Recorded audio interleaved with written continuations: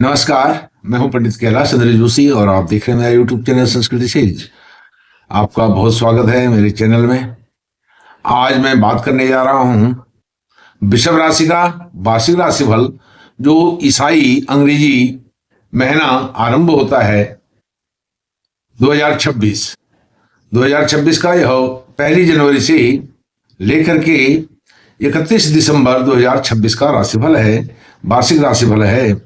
और यह वार्षिक राशिफल वृषभ राशि के जातकों के लिए कैसे रहने वाला है, यह आप अपनी जन्म पत्रिका देख रहे हैं 1 जनवरी 2026 की। तो इसमें जो मुख्य मुख्य ग्रहों का ट्रांजिशन होगा, राशि परिवर्तन होगा, उसमें शनि, राहु और गुरु जो लंबे समय तक एक राशि पर गोचर करते हैं, उन पर विशेष फोकस होगा। और फिर भी यह जो 2026 है, यह सूर्य नारायण भगवान इस पर शासन करने वाले हैं। तो सूर्य नारायण भगवान देखा जाए तो आपके लिए यह चतुर्थ भाव के स्वामी होते हैं और कारक नहीं होते हैं, लेकिन वर्ष के आरंभ में यह आपके अष्टम भाव में गोचर करेंगे, अष्टम भाव में। और फिर इनका हम जानते हैं प्रत्येक महीने इनका गोचर हर किसी राशि में होता है। एक राशि में यह 30 दिन रहते हैं। इस प्रकार से यह गोचर है। अब वर्ष के आरंभ में शनि महाराज आपके आय, इनकम, डिजायर वाले घर में रहेंगे और अंत तक रहेंगे। 2026 में पूरे वर्ष 11वें घर में रहेंगे और राहु भी लगभग पूरे वर्ष 11वें घर में रहेंगे, 10वें घर में रहेंगे। और 2026 में 6 दिसंबर 2026 तक यह यहाँ पर रहेंगे। अर्थात जो दोनों ग्रह हैं, क्रूर ग्रह हैं और आपकी राशि के कारक ग्रह हैं, शनि और राहु, यह दशम भाव और एकादश भाव में रहने वाले हैं। दशम और एकादश भाव उपचय भाव हैं, विद्धि भाव हैं। इन दो भावों में राहु और शनि का रहना बहुत अच्छा बताया गया है। तो यह वर्ष ऐसा होने वाला है कि आपको न तो एक लाइन में कहा जाए, न तो आपने किसी के साथ फ्रॉड करना है, कोई विश्वासघात नहीं करना है, और कोई आपके साथ भी विश्वासघात ना करे, कोई फ्रॉड ना करे, धोखेबाजी ना करे, इसके लिए सावधान रहना है। यह मुख्य बात एक लाइन में है। और फिर भी जैसे शनि हैं, शनि आपके भाग्य भाव के स्वामी हैं और कर्म भाव के स्वामी हैं। वह भाग्य और कर्म भाव के स्वामी होकर के आपकी इच्छा पूर्ति के भाव में जा रहे हैं, पूरे वर्ष रहेंगे। तो यहाँ पर एकादश भाव आपकी इनकम का है, बड़े भाई बहनों का है। बड़े भाई बहन से बना करके रखें तो आपको उनका उचित मार्गदर्शन भी मिलेगा और उनकी वेल विशेज भी मिलेंगी, ब्लेसिंग मिलेगी और आशीर्वाद मिलेगा। साथ साथ क्योंकि अब भाग्येश भी हैं, अपने पिताजी का भी मान सम्मान करें और साथ में पिताजी से बना करके रखें। जो गुरु हैं, आपके टीचर से हैं, आपके टॉर्च बियरर हैं, उनका भी आप ध्यान रखेंगे तो यह वर्ष आपको बहुत कुछ देने जा रहा है। और सूर्य नारायण भगवान जैसे मैंने बताया अष्टम भाव में गोचर कर रहे हैं, तो यह गूढ़ विषयों की जानकारी भी आपको दे सकता है। आपके रिसर्च, अनुसंधान, गवेषणात्मक, ऐसी खोजबीन वाली जो चीजें हैं, पढ़ाई करने वाले छात्र हैं, तो उनके लिए बहुत अच्छा वर्ष है। और जो नौकरी ढूंढ रहे हैं, नौकरी वालों के लिए यह बहुत अच्छा है, क्योंकि कर्म भाव में जो कर्मेश हैं वह बन गए हैं राहु। राहु जब जिस घर में रहते हैं उस घर के वह अधिपति भी हो जाते हैं। और राहु को शनिवत कहा गया है। शनि जैसा आपको वह रिजल्ट देने जा रहे हैं, क्योंकि शनि और राहु दोनों आपके कारक हैं। इस तरह से कहा जाए तो शनि और राहु जो दोनों क्रूर ग्रह हैं, जिनको लेकर के सभी लोग डरते हैं, वह पूरे वर्ष भर आपके दशम और एकादश भाव में 10th और 11th हाउस में रह करके बहुत अच्छा कमाल करने जा रहे हैं। और साथ में जो राहु हैं, आपके चतुर्थ भाव को भी देख रहे हैं, सुख ऐश्वर्य वैभव इसको देख रहे हैं और आपके कर्म में, कार्य क्षेत्र में वृद्धि कर रहे हैं। उससे आपकी जो इनकम जनरेट होगी, वहां से आप लविश लाइफ, लग्जरियस लाइफ को भी इंप्रूव कर पाएंगे, जो आज तक आप नहीं कर पाए थे। एकादश भाव में भाग्य शनि जब विराजमान है तो यह आपके गुरु द्वारा, आपके पिताजी द्वारा, आपकी पैतृक संपत्ति आदि का अच्छा लाभ आपको दे सकते हैं, क्रिएटिविटी आपके अंदर बढ़ा सकते हैं। और साथ में जो शनि महाराज हैं वह आपको इस समय न तो कोई ढैया है न कोई साढ़े साथी का प्रभाव है, लेकिन शनि का गोचर पूरी वर्ष भर आपके लिए बहुत सकारात्मक रिजल्ट देने वाला हो रहा है। और शनि महाराज की जो तीसरी दृष्टि है वह सबसे बहुत महत्वपूर्ण है, आपकी राशि पर पड़ रही है, वृषभ राशि पर तीसरी दृष्टि। और आपने कोई भी कार्य करना है धैर्यपूर्वक करना है, क्योंकि जो शनि महाराज हैं यह धैर्य के कारक हैं, यह धैर्य धारण करने के लिए कहते हैं। यदि आपने धैर्य धीरज रख करके पेशेंस में आकर के कोई कार्य करते हैं तो उसमें आपको सफलता मिलनी बहुत जरूरी है, क्योंकि आपकी राशि के ऊपर शनि की तृतीय दृष्टि पड़ी है और स्वयं वो आपके डिजायर भाव में बैठे हुए हैं, बड़े भाई बहनों के भाव में बैठे हुए हैं। बड़े भाई बहन से कोई विवाद हैं उनको भी आप अपनी मीठी वाणी से, वाग्पटुता से समझाने की कोशिश करें। वह आपको एक बात सुनाते हैं, आप दो बात सुनाने की कोशिश ना करें। यह सावधानियां आपने रखनी है। यदि यह सावधानियां जो अभी तक मैं आपको बता रहा हूं यह रख ली तो आप पास हो जाएंगे, अपने गोल अचीव करने में आपको कोई परेशानी नहीं रहेगी।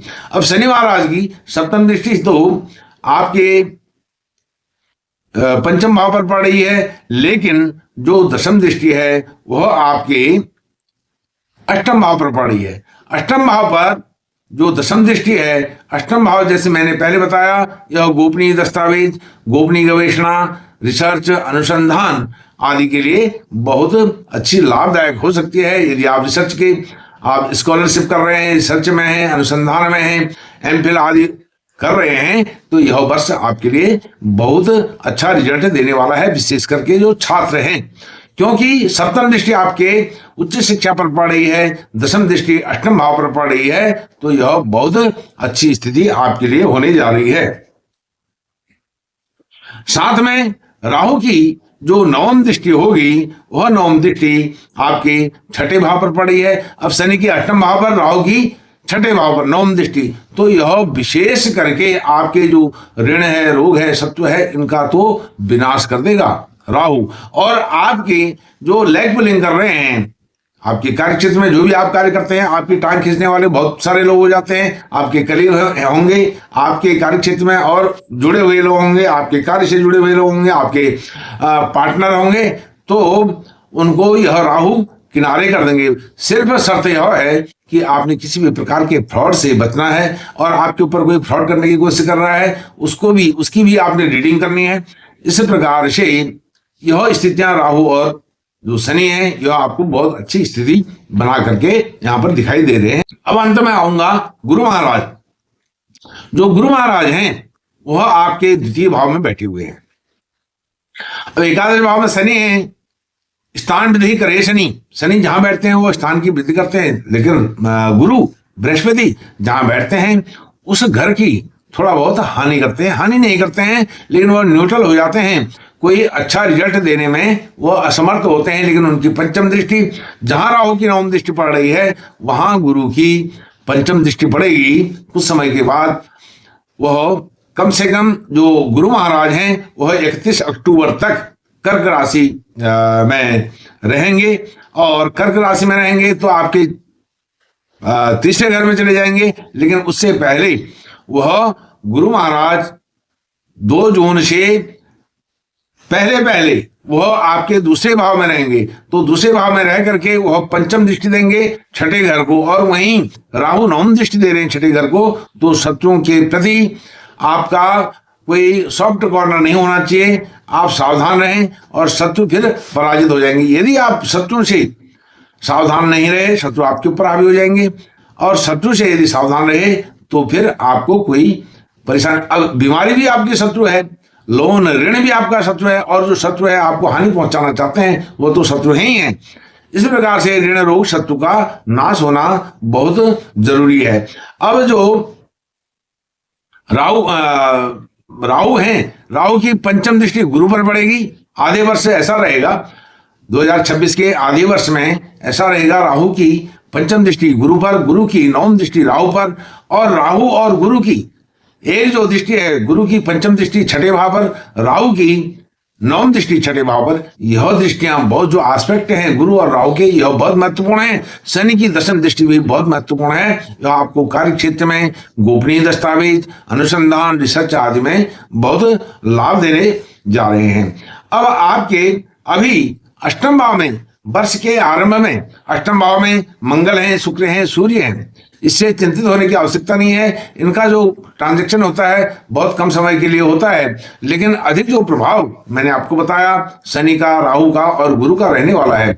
गुरु की यहाँ पर आंख मिचौली है, कभी वह आपके दूसरे घर में रहेंगे, कभी तीसरे घर में रहेंगे। दूसरे घर में जब तक रहेंगे तब तक राहु और गुरु का एस्पेक्ट बना रहेगा। यह आपके लिए बहुत अच्छी खुशखबरी है। वर्ष के आरंभ से लेकर के 2 जून तक यह गुरु की स्थिति दूसरे घर में रहेगी।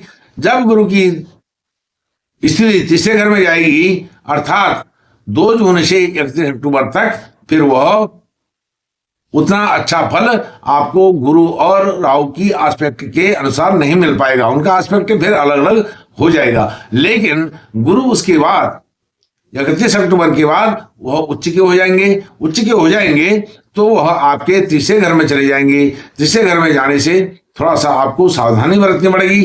तीसरे घर में भी गुरु को अच्छा नहीं माना गया है, क्योंकि वह शुभ ग्रह हैं और तीसरे घर में पराक्रम के घर में जा रहे हैं। पराक्रम पुरुषार्थ में आपकी कमी आ सकती है। इसलिए आपने कुल मिलाकर के सावधानी पूर्वक यह वर्ष व्यतीत करना है। और शनि राहु की विशेष कृपा आपके ऊपर रहने वाली है। जैसे मैंने आपको पहले बताया, न तो आप किसी के साथ फ्रॉड करेंगे, न फ्रॉड होने देंगे अपने साथ।